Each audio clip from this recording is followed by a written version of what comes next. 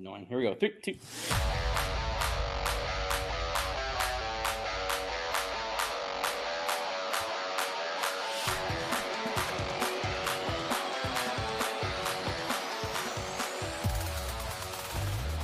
Hey-o! What's up, everyone? Welcome to the Bench Podcast. My name is Joey, joined as always by my brother and co-host Angel. Angel, happy Friday. Happy Friday. It's been a wild week. News, breaking down teams, NFL draft combine stuff, and draft stuff. It's crazy.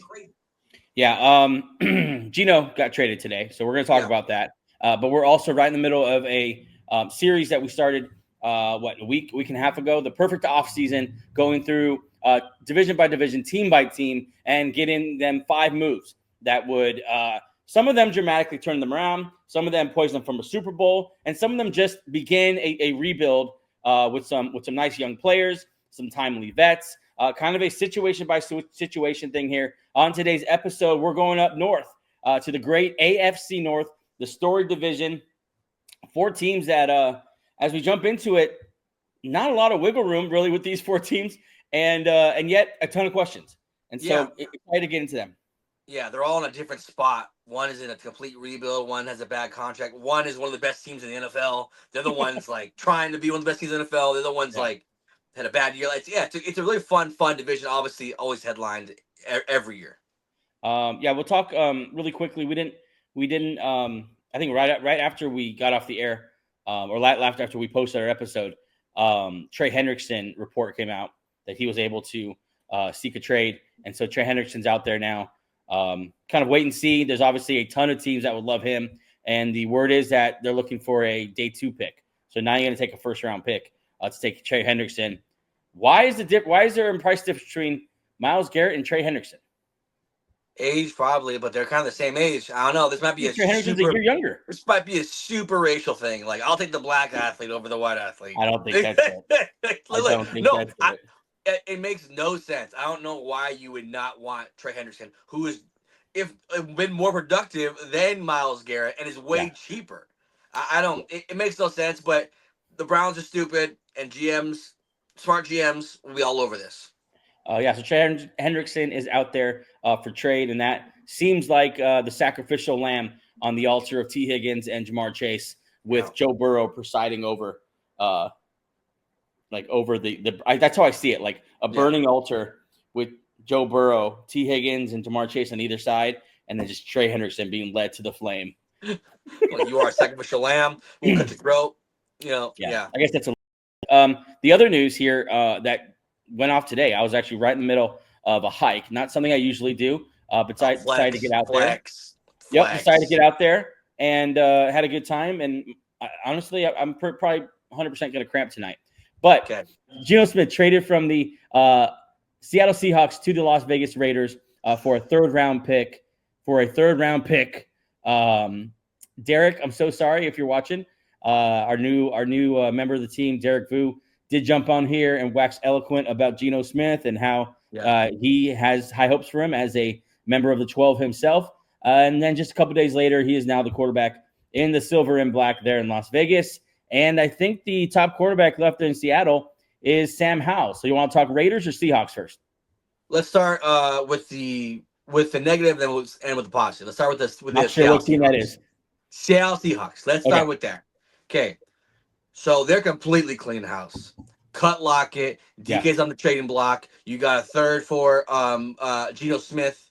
I was starting to think what veterans are going to be cut or traded for. Now it's kind of like open season for the Seahawks, for any Seahawks players. I mean, maybe Kenneth Walker, who's looking for a new deal in 2 years. Maybe Leonard Williams, veteran there. Maybe Warren, who was benched last year. Right.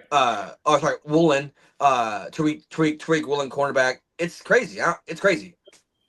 Yeah, they're just turning a new page there a year after Mike McDonald comes into town. And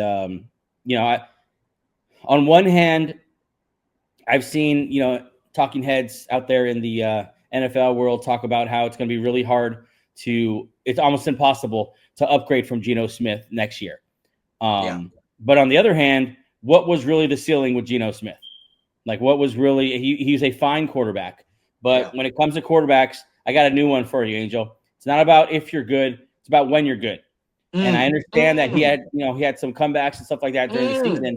But as far about in the playoffs and leading deep playoff runs, Geno just hadn't done it. It's not in his resume at all. And I understand that, he was clutch at times. I'm not saying he's not a clutch quarterback.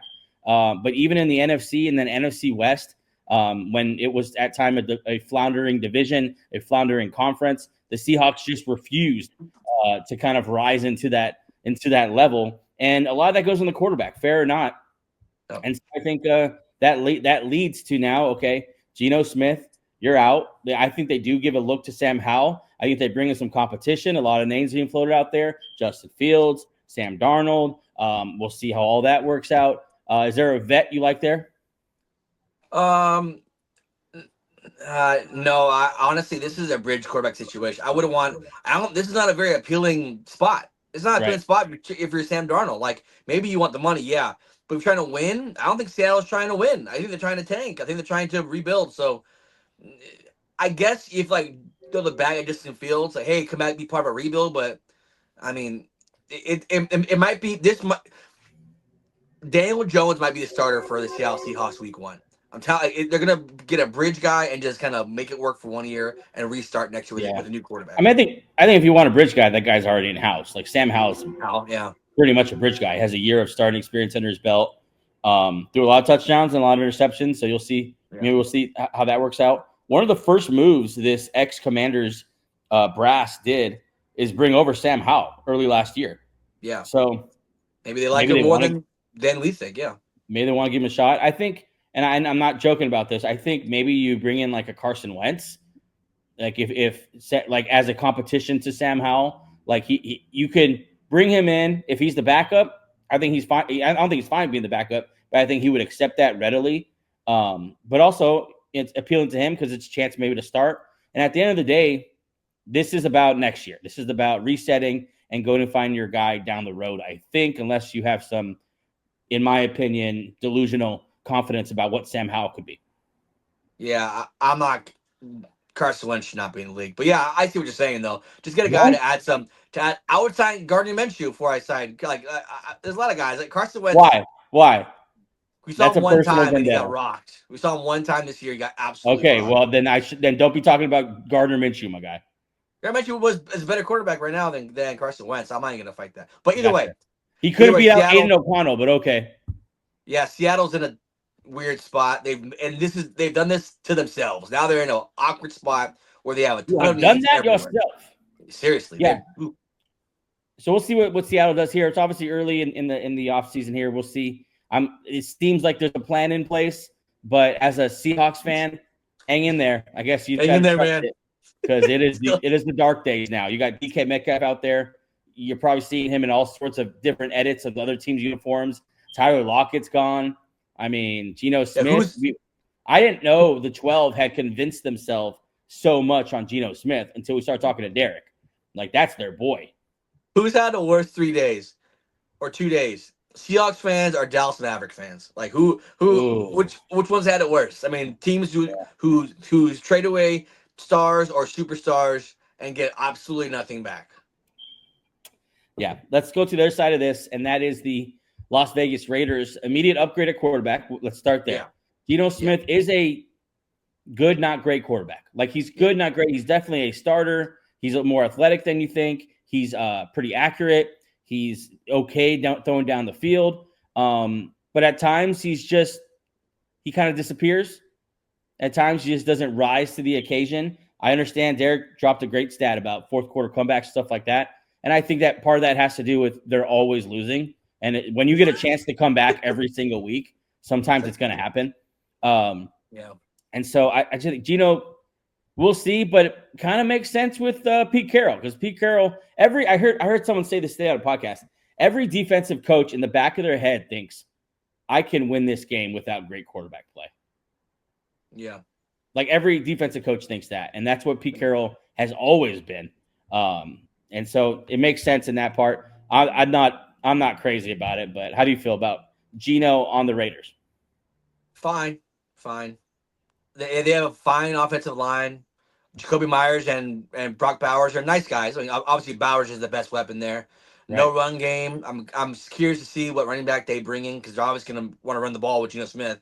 Right. Yeah, it raises their floor for sure. Yeah, it's a positive. Like it's kind of hard to be negative because they've had bad quarterback play for a long time.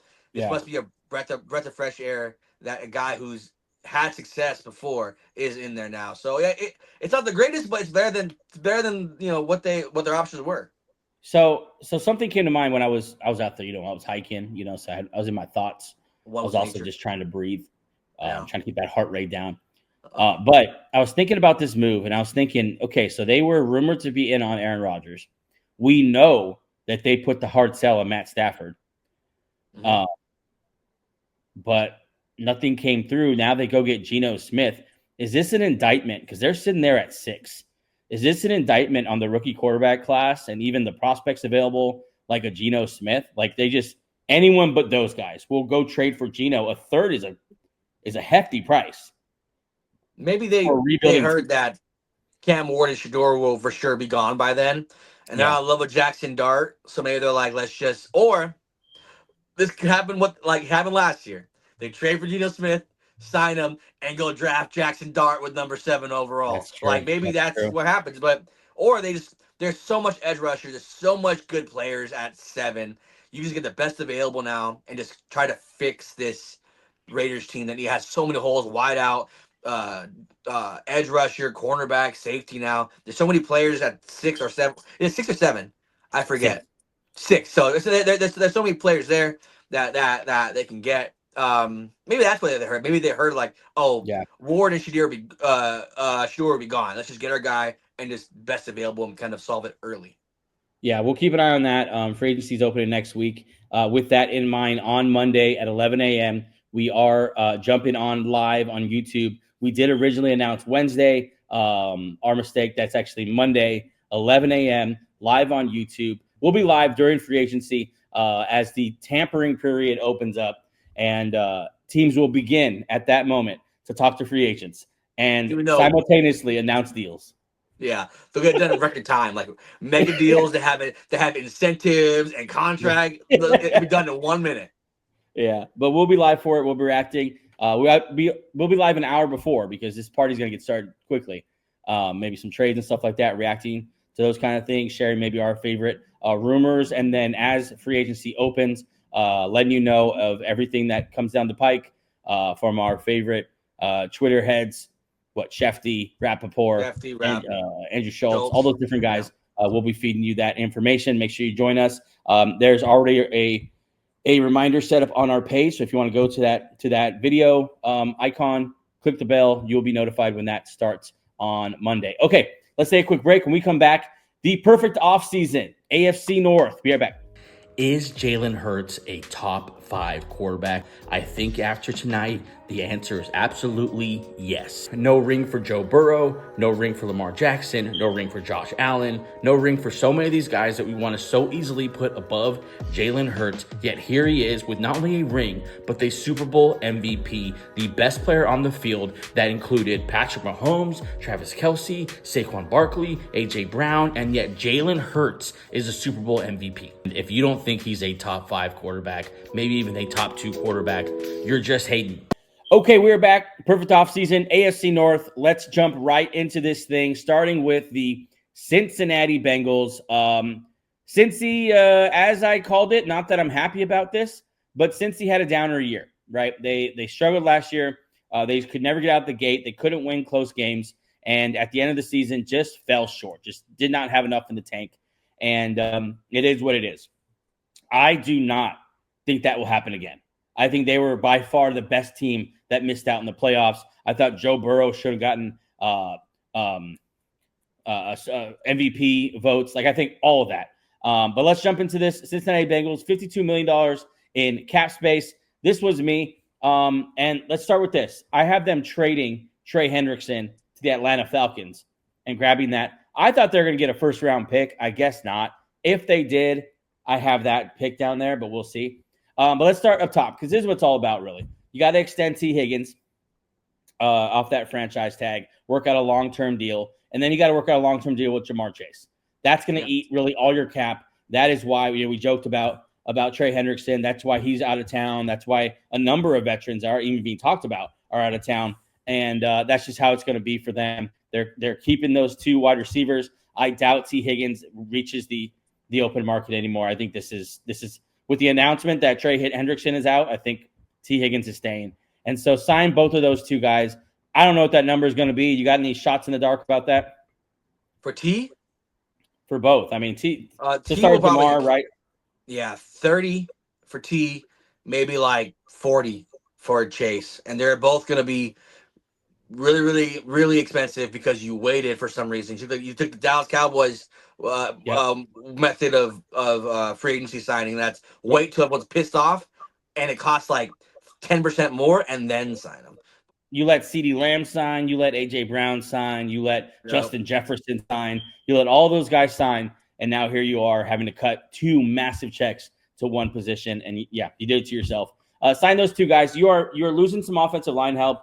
Or offensive linemen, and that's really been the Achilles heel for this team for as long as I can remember, as long as Joe Burrow's been there. You don't have a ton of money, I don't think, after you sign those 2 guys, and so you're going to have to go bargain bin hunting a little bit here. I thought maybe guard Kevin Zeitler from the Lions might be a good fit here. He's going to be cheap. You could plug him in right away. He's better than like the almost free guards that are out there. I think he's better than that. And I think it's an ideal win now situation, because that's as soon as you sign T. Higgins and Jamar Chase, you better go win a Super Bowl try to win a Super Bowl every single year. There's not a lot of, all right, let's take a long-term approach here. You better be going all in every year and make those contracts worth it, because no one makes that kind of investment in a wide receiver. But how do you feel about it so far? Well, obviously I love T. Higgins and Jamar Chase, that duo. I mean, when they're on, it's hard to find a duo that's better than them. I know there's A.J. Brown, DeVonta Smith duo. There's a lot of duos in the league, but when this one's on, when triple crown winner Jamar Chase is going, and T. Higgins, red zone nightmare, height, speed kind of guy is on, this hard. And then you have Joe Burrow there, so I think keeping a super strength for them is positive. They just got to win every game 40-37. Yeah. That's there's not a lot of.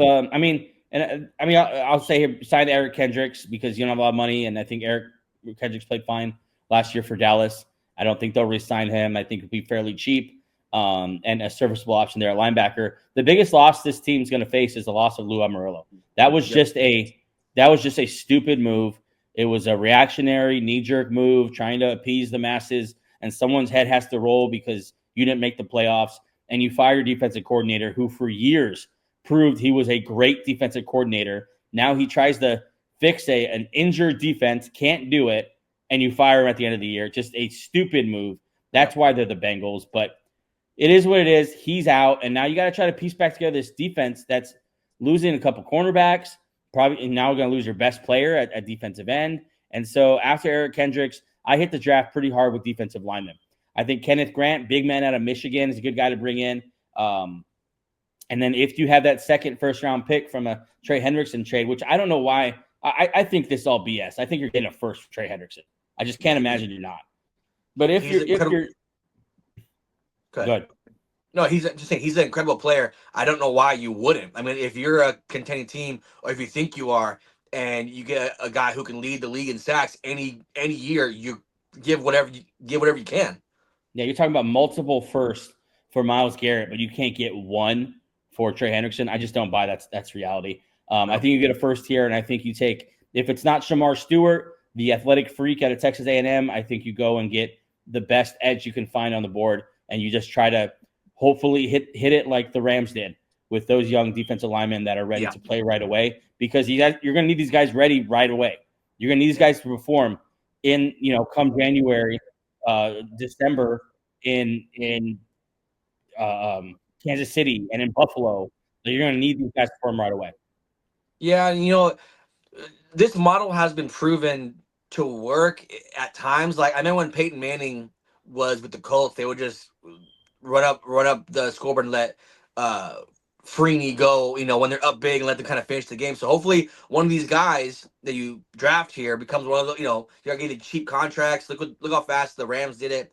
You just gotta start nailing the draft now. This is what the Cincinnati has to do now. You pay a quarterback and 2 big name wideouts.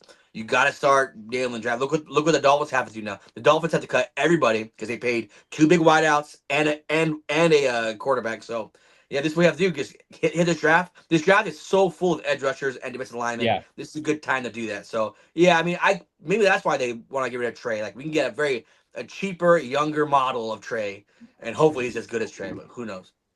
All right, let's move on now to the Pittsburgh Steelers. This is your team. Go ahead. Yeah, Pittsburgh Steelers. They were fun because like you're trying to like overlook the fact that they're gonna get rid of a quarterback you like, Fields. Like I want them to have Fields, but they're clearly gonna move on. I don't want Russell Wilson there, so I was like, I gotta maximize this team in free agency and have the final cherry on top in the draft. So let's start here. Resign, extend, running back Jalen Warren. Jalen Warren is one of the most underrated backs in the league, and I think with doing this and not doing Najee Harris, I'm thinking in the draft, this is a very running back heavy draft. So I feel like you keep Jalen Warren, who's kind of a master of all trades, kind of, or jack of all trades, master of none. So you sign Jalen Warren, so you have a baseline. So you at least have Jalen Warren in the backfield, a very, very productive running back, not a workhorse, but a very good running back. I mean, that's where I am at with Steelers now. Like Najee Harris, good, not great. And at this point, I think they've I would have had enough of Najee Harris there. I mean, are you? I'll keep one of them, right? Or would you let both go, or who would you keep? Yeah, I think you got priced out of Najee Harris, and I think now with Jalen Warren still in the building, I think keep him there. I think you keep him there, and it just doesn't mean that you're done at running back, but it's clearly the identity of your team to run the ball. I think he's electric. I think he deserves more carries. Just you had another great back there in Najee Harris, but I think he's more than capable of leading the backfield alongside a rookie and like we've talked about, a very deep running back draft. I love it. Yeah, I think definitely keep him around. Yeah, and then you're losing a couple guards here, Herbig and James Daniels. So I think you bring in a nice stabilizing force, Kevin Zettler out of.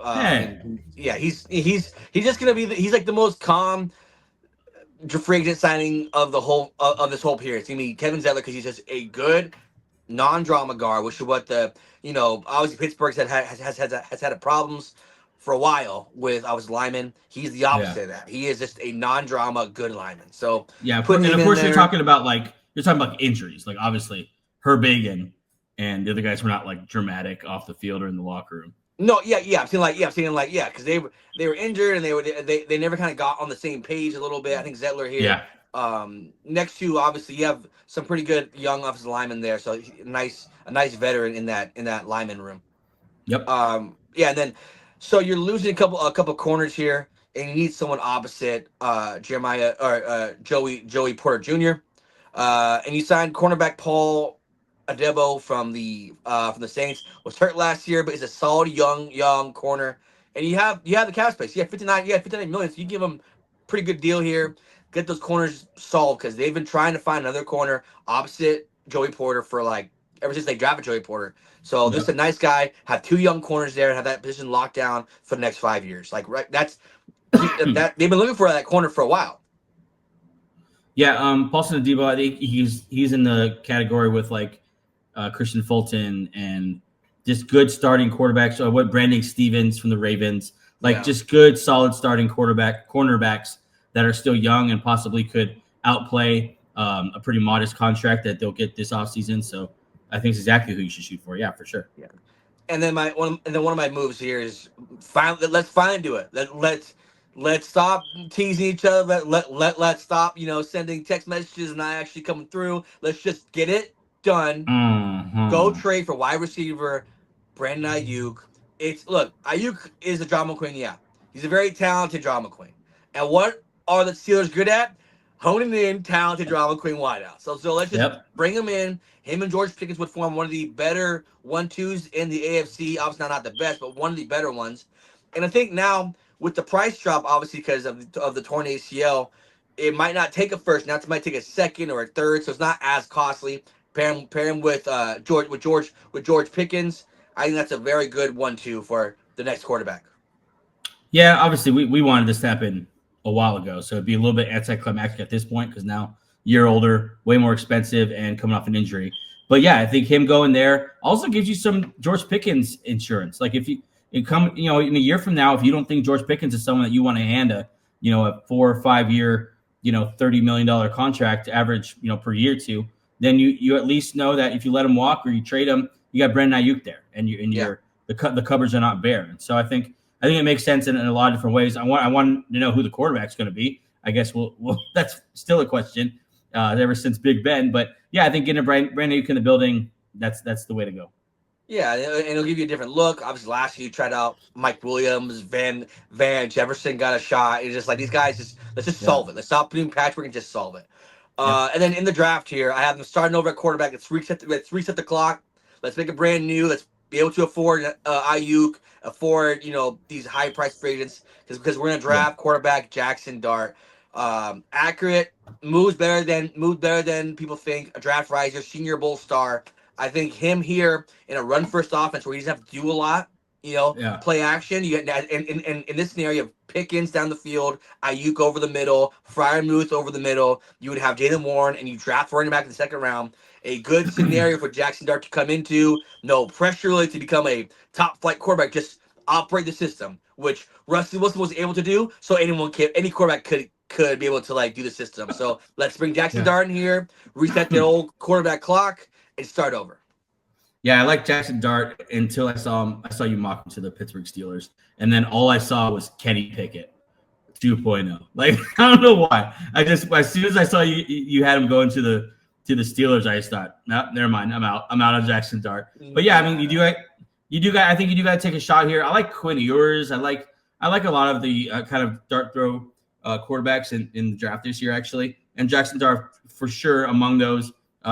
Physically talented because you're going to have to throw through some wind up there, through some cold and all that. So you want a big, strong quarterback, and that's what Jackson Dart is. And sure, why not?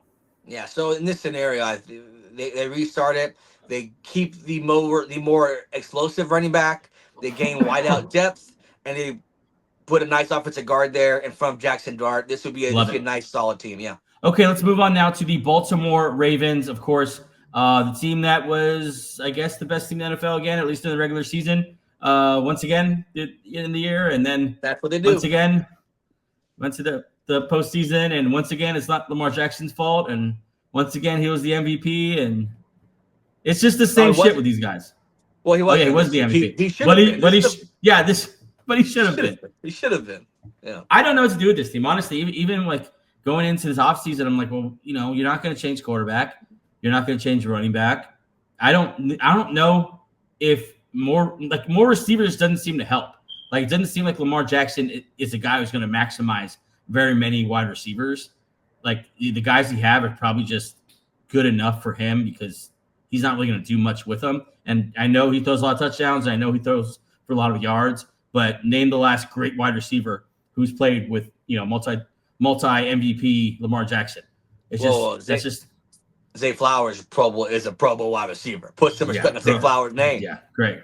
Come on now. So, anyways, let's go into this here. I think they need to, first of all, keep Brendan Stevens in-house there. The secondary was atrocious until they moved Kyle Hamilton back deep, playing safety, playing more of a center field role, and that kind of changed everything for them. It kind of put all the different players where they're supposed to go.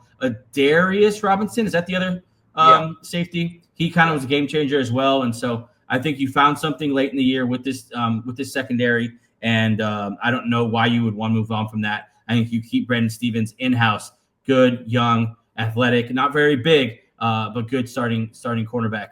And I think there's going to be some conversations here about Humphreys, if not this year, then next moving forward, because you do have Nate Wiggins in the building as well. All right, moving on. As usual, there's offensive line problems here. You're losing McCarry and you're losing Ronnie Stanley. Just massive losses on the offensive line that was already had its shaky moments. And so you're going to have to shore that up, and you don't have a lot of money to do it with. So I'm going to talk about the O-line just kind of all as a whole here. I think Nate Herbig coming over in division, you've seen him. I think he's a good player, just has had a hard time staying healthy. But that's kind of where you are. You're going to have to take a chance on some of these guys, but at least if Nate Herbig can stay healthy, he's a solid starting guard for them. And then Kelvin Beachum coming over from the Cardinals, longtime starter there. I think he can play either tackles, maybe even kick into guard a little bit. Seems pretty positionally diverse, although the high end is not that great. I think he has, obviously a lot of starter experience, and you throw him in the mix because I think you're going to draft a tackle as well. And Donovan Jackson there at the end of the first round. And so this whole offensive line, I think you're going to have to attack it with more players instead of really great players.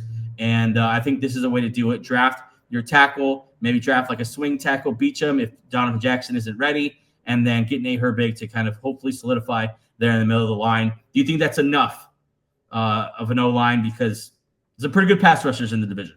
Yeah, and they're in a tough spot. I'm blanking on the guy. One of their guards is got pulled over for a DUI, so that's not great.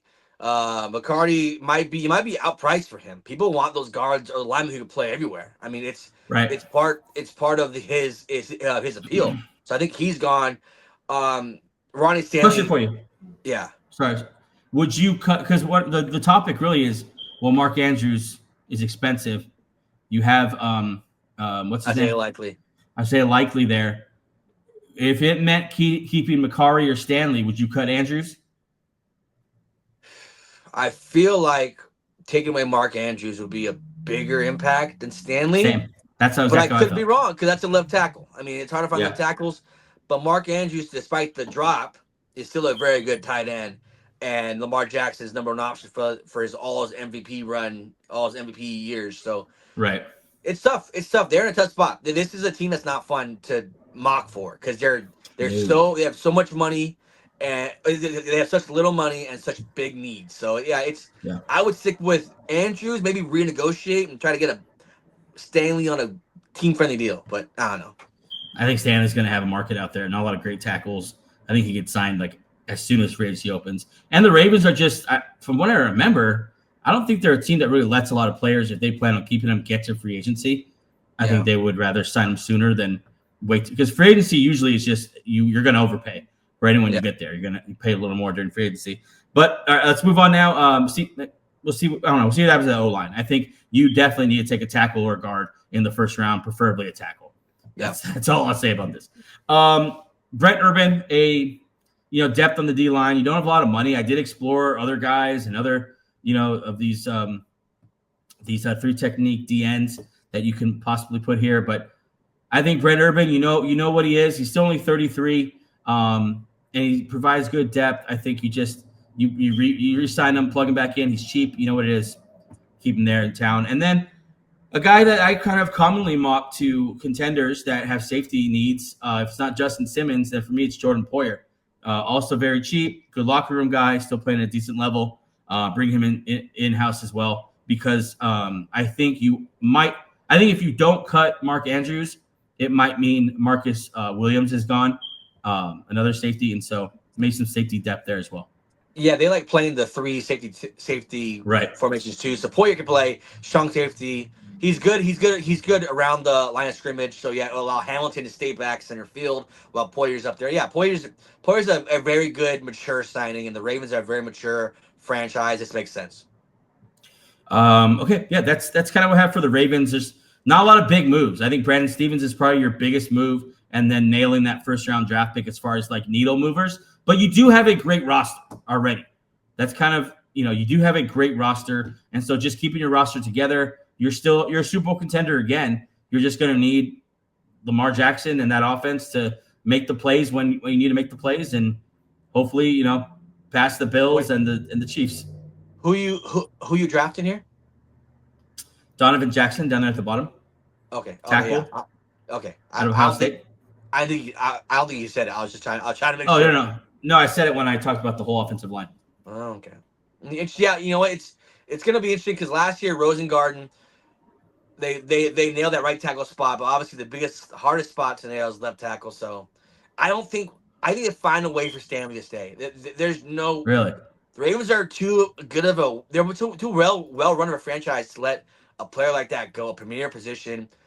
Not his prime, but still a very good player. But this once upon a time they've let other players walk in their later years. So looking forward to seeing what happens. Ronnie Stanley's interesting because he at one time was, one of the best left tackles in the game, but I think the injuries maybe have soured for him. I'm looking Twitter right now to see what Twitter's saying about Stanley, and everything I'm seeing is that he's gonna leave. But Patriot. Obviously Twitter. Yeah, I've seen Patriots. I've seen Commanders. I think he's huge for the Commanders. Yeah. I mean, I don't think he's great, but I think he's better than you can most. Definitely plug him out there and be pretty happy with it. Maybe the Chiefs. I don't know. We'll see. Yeah, we'll see. Okay, that is the Ravens. Let's move on now to the Cleveland Browns. Go ahead. All right, this one was tough because obviously they have the dark cloud hanging over your head, which is Deshaun Watson and that horrible contract. So what you do here, they just restructured his contract to open up $30 million. We don't know if that's for Myles Garrett, but $30 million that puts him now over the cap. Over the cap at $12.9 million. And a couple cuts, Ethan Pollock, center, and defensive tackle Shelby Harris. They have guys behind them that could elevate as stars. Mike Hall last year. So Shelby Harris should be gone there. And then Ethan Pollock has been in and out. He's okay, but he's not. You don't break the bank for him. That opened up to about $21 million. To where my first two signings are to keep two guys. You extend Myles Garrett, and you extend Greg Newsome, cornerback. I am not in the business of getting rid of good players or talented players. I'm not in the business of drafting a guy, making them into what they are, a good player, or in Myles Garrett case, a superstar, and then letting them walk or letting them be traded. So you give Myles Garrett the Godfather offer, an offer you cannot refuse, like overpay by $10 million annually to keep Myles Garrett there. Then you sign. And then, what are your strengths of this team? Was your safety? What was your defensive backs? Ward, and then you have you have a lot of depth there. And then just to add Newsome and not lose Newsome there. So keep these two guys, right? I mean, it would make they'd be a worse team without these two guys by a mile. Oh yeah, obviously they're two of their best players for a long time now. I don't know if the Myles Garrett situation is salvageable, but maybe you've heard time heals all wounds. A lot of times for these guys, money heals all wounds, and so maybe they do give him that offer. We did get the report that the owner refused a meeting with Myles Garrett, and so that's not always great. But I think this is a dream scenario. Yeah, this is a fixer. I think the reasons were like he didn't want to meet with them during the contract negotiation, like almost like we don't negotiate with terrorists. Yeah, we don't negotiate with terrorists. Jeez. So I don't know if they can smooth out that situation and keep Myles Garrett. Cool. I think it's gonna get ugly. I think Myles Garrett is gonna. I think he has played his last down in a Browns uniform. I think he's sick of it, and I would be too. It's an organization that's made a lot of mistakes. That did a couple years ago did have a pretty solid roster, but the Deshaun Watson thing kind of just tanked them, and I think it's gonna unfortunately cost them Myles Garrett. Yeah. That's not only you paying the biggest contract in NFL history, a biggest guaranteed contract. You also lose a Hall of Fame defensive end, which is crazy. But in this scenario, for tickles and giggles, let's keep him here. The money solves all these problems. Let's keep him and Greg Newsome there. And then like I said, I just cut Ethan Pollock in this scenario. Nick Harris, their backup center, is also a free agent. So let's go patch that up. Center Bradley Bozeman, I feel like is everyone's backup plan. Like he's like the league's plan B. So let's just keep him there. Keep the O-line. It's not what it once was, but it's not bad, obviously. Let's keep him there. It's not a sexy signing, but just keeping a good thing, which is your offensive line. Keep it good. Let's just not lose that factor that you have for this roster. Yeah. And then one of my other signings is running back Elijah Mitchell. They have said they'll let Nick Chubb explore free agency. Nick Chubb. I'm kind of over Nick Chubb. Okay, big injury, did not look good last year. If he pops off at age 29 after a leg reconstruction surgery, I'll be wrong, and I was wrong. But I'm on this very deep running back class. Let's get a new one and refresh. Elijah Mitchell, is a good running back, and pair him with Jerome Ford, two backup running backs. Maybe you just played hot hand. You kind of split 50-50. And that's a nice, decent backfield for your next quarterback who isn't Deshaun Watson. Yeah. Yeah, all these moves are – I mean, if they keep Myles Garrett and Grant Newsome, cool. If they can't, I mean, we're kind of going into a rebuild here, like a full-blown and kind of like not a tank situation because you have the number 2 overall pick, so you are going to take a quarterback, I believe. Like, you haven't taken a quarterback. But I don't know. I guess if you keep Myles Garrett, you're going to win. You have to try to win now. Yeah. So I don't know. The Browns are confusing. Go ahead. Who's your draft pick? Yeah, my draft pick here, number 2 overall. Don't overthink it. Get the second best quarterback in this draft class. Quarterback, Shedeur Sanders. Get him in there. New life, fresh blood. Let's get Myles Garrett happy that, hey, we got a new quarterback now. We've moved on, at least mentally, not financially, mentally from Deshaun Watson. Let's move on to a new quarterback, Shedeur Sanders. He'll bring hype. He'll bring, he brings what he brings. He's Deion Sanders' kid. That's that kind of aura. Yeah. So.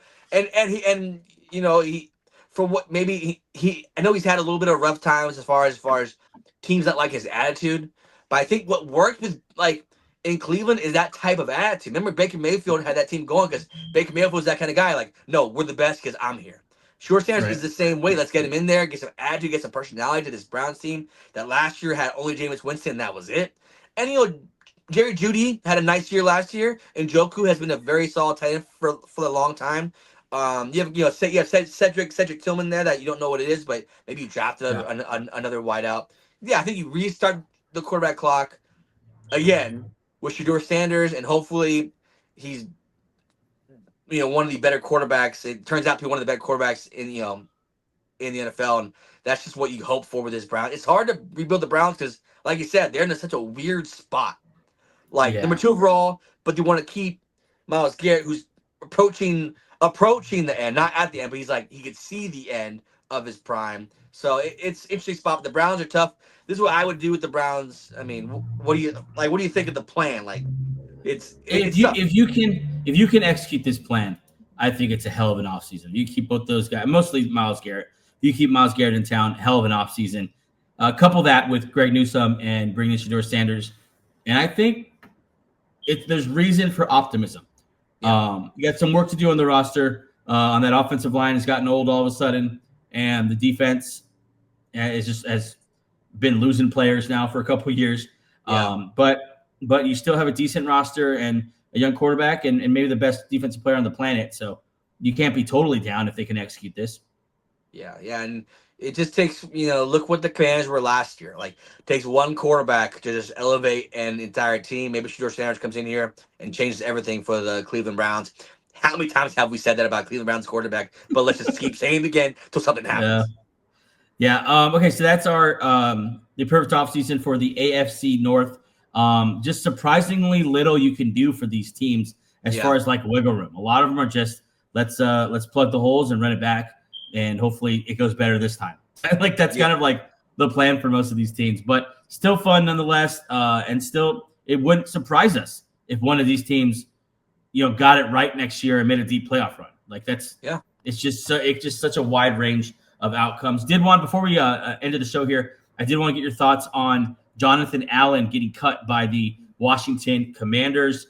Too expensive, Jonathan Allen to keep on the roster that you're trying to go win a Super Bowl with, but we will give $20 million to Deebo Samuel.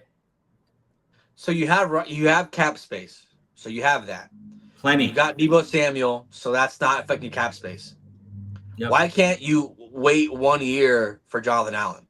Unless he didn't want to play under this contract, why would you do that? Like, they give him a new contract. You understand last year, right? One of the strengths was your defensive line. Primarily your defensive tackle. We lost Jonathan Allen. You have that depth, and now you're saying, you know what? We need Jonathan Allen because what if knock on wood, Payne gets hurt? Then you're stuck with Newton only, or Newton gets hurt. Then you're with Payne. Like it's not good utilization of your strengths. Keep your strength to strength, and if you can afford it, keep it. It makes no sense. Yeah, the Commanders I think are already showing a little bit of and the GMs grow too.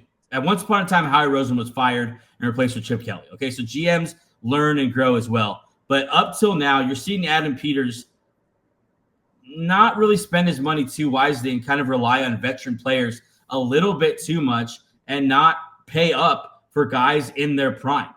Not to listen, I'm gonna compare it to the Eagles. I'm an Eagles fan, but Eagles would just paid Saquon Barkley. They have a ton of guys that they've paid, and they've set a precedence on that team that if you show up for us and show out, Zach Bond, we're gonna pay you, and we're gonna pay you well, and we're gonna keep good players on the roster because you compete for Super Bowls with good players in their prime. That's just how it works. And so I don't get the moves they're making. Go and get a $20 million Deebo Samuel. Re-signing Bobby Wagner on a defense that had one of the worst run defenses in the league last year. But hey, he's a great leader. He's a veteran. We love him in the locker room. Let's bring back Bobby Wagner. But we're going to send off Jonathan Allen, who's been here slaving away in a crap franchise for 8 years. And now the team's good and we're going to send him packing. What does that say to other teams? Sorry, other players. What does I say to other free agents? Everyone knows what Jonathan Allen's been through. He's been in the media, how disappointed he's been with the organization, how badly he's wanted to win. Now you're good and you send him packing and you don't want to pay him. It's just it's what bad organizations do. And I hate to say that because you thought they were turning it around. And maybe they are. Maybe I'm overreacting. But just I hate – as an Eagle fan, I love them losing Jonathan Allen. But for the Commanders, I hate them losing Jonathan Allen. It's the best player on your defense. That was already bad. That was already bad. And like you said, Bobby Wagner wasn't – yeah, he was good. He wasn't great. Your run defense wasn't great. With all this money, too, you could have thrown the bag at Nick Bolton, at Ernest Jones, got younger, saw towards the future there, kept Jonathan Allen, and still had the big amounts of money. You're not paying a quarterback. You're not paying a left tackle. Like on that team, like what you're not paying a star defensive end. What do you? That's why you have all this money. Why are you not? Yeah, it's interesting, and I promise you, one of the first names Monday at noon is going to be Jonathan Allen signs with whoever. Every team can use interior pass rush because look what the Eagles did this year. They rushed Patrick Mahomes with the interior pass rush, and they won a Super Bowl. So teams like. If there wasn't like Commanders should be in on Jonathan Allen. So it's interesting. I thought they had something special there with Deron Payne and Jonathan Allen. I thought you have a real strength here. When you have a team, you're trying you want at least a couple of those positional rooms to at least feel like I think we might be the best in the league. Yeah. Like this might be the best D tackle room in the league. And I think you were coming up on that and just you're punting it away. I hate this move for them. And, what's up? Real quick, let's just think back, big picture. At one point, Montez Sweat, Chase Young, Jonathan Allen, Deron Payne. What did that bring you? What are you left with? Deron Payne. Probably the least talented of the four. It's just, maybe not. Say those four again. Those four starting defensive linemen. You had Montez Sweat. Yep. Chase Young. But Chase Young rebounded. He's going to get. Spotrac says 3 years, $70 million. So he's still a decent DN. Both those guys. Then you had in the middle Deron Payne and Jonathan. At the moment, your starters are at defensive ends: Cleveland Farrell, Dorrance Armstrong. At D tackle, Deron Payne and Jer'Zhan Newton. Jer'Zhan Newton's fine. He's no Jonathan Allen. It's just I don't understand. But by the way, Dante Fowler is also a free agent. Yeah, and maybe they can't afford him. I don't know what to do with their money. I don't know if they're pocketing it. I don't know if they're paying it somewhere else. I don't know what's happening, but I would keep Jonathan Allen. I don't know. That's just dumb. That's just dumb. And you didn't need to do it. You could have paid him. Even if you want a new contract, sure. We are going to send a message through this organization. This vet has been here holding it down for years while this team was bad. He's one of the leaders in our locker room, whether by example or just by play. We're going to reward this guy with a monster contract and build around elite talent like Jonathan Allen. Who else are you going to go get? He's the best D tackle available now. It's literally impossible to upgrade D tackle in the free agency market now. All those guys looking at Milton Williams are now going to switch. Wait a minute, we didn't know Jonathan Allen was available. Yeah, no offense to Milton Williams, I take Jonathan Allen over Milton Williams. So 100%. If you say you're the Giants and you're like, we're playing the Commanders, we're trying to get big, we can put him next to Dexter Lawrence, become a very good 1-2 punch, and crazy. It's just it's bad. It's bad. All right, that's our show for today. Thanks so much for joining us for episode 224, the perfect offseason featuring the AFC North, also a handful of news. Check out our channel if you want to see your favorite team and what we said about them this offseason. We have completed every single team in the NFL by the time you're listening to this, and it's on the channel. Check that out. Also, make sure next Monday, 11 a.m. on the YouTube channel, live, free agency as it starts, reacting to everything. We will see you then. Bye. Hey.